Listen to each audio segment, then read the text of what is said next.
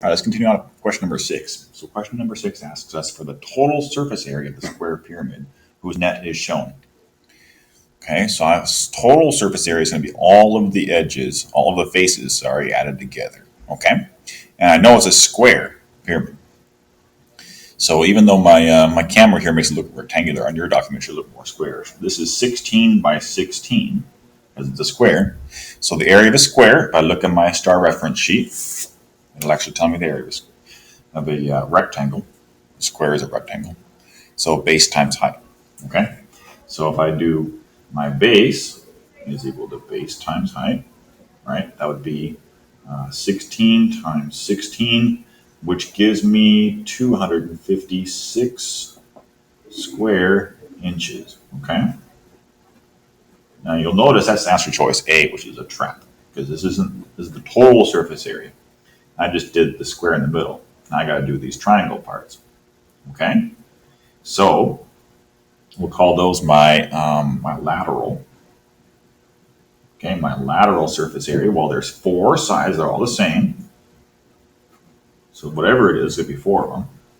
So 4 times, and each one is going to be, well, let's see, what shape is this side? It is a triangle. So I look for the formula of the area of a triangle, and I find out that it is 1/2 base times height. Okay, so I'm going to write that right here.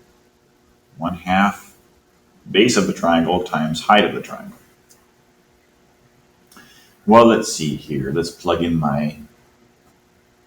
or as the 8th grade do it, right? They just put a box. Every time you see a letter, you put a box underneath it.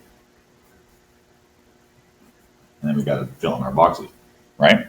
So anyway, I'm plugging my base in. So the base of my triangle is how long my triangle is, 16 inches.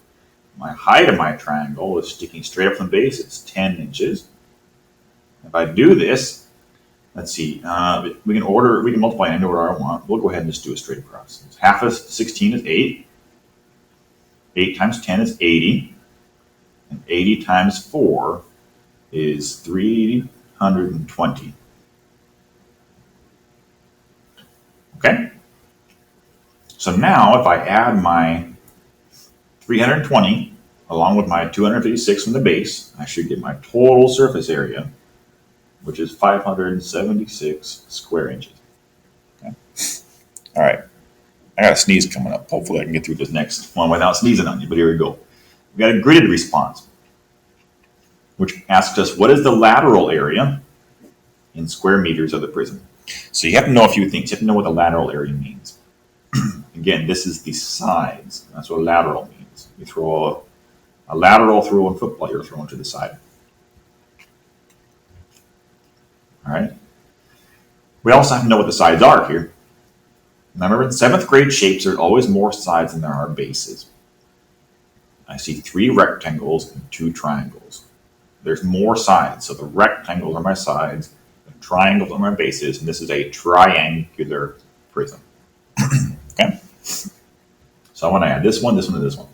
So let's see how big these are. This is 18 across. Know that from up here. So this is 18 up here, 10 right here. It's a rectangle, so it's length times width, or base times height. 18 times 10 is 180 square meters for that side. Okay. This side is the same as that one. That's 180 as well. The one in the middle is a little bit bigger. It's going to be 12 tall instead of 10. So this one's going to be 12 times 18, which is, oops, that's pretty silly. Okay, there we go. 216. Okay, so if I add these 3 sides together, I'll get my total lateral area. So let's see, 180 and 180 is 360. 360 and 216 will give me 576 square meters. Okay, bubble it in. Always a good strategy, by the way, is to write your number down first before you bubble it in. That way you make sure it's in the right place, determined by the decimal point. So I wrote it in. Make sure I bubble in my numbers, 576. So it is 576. Okay, we're good. Golden. Perfect. That's it.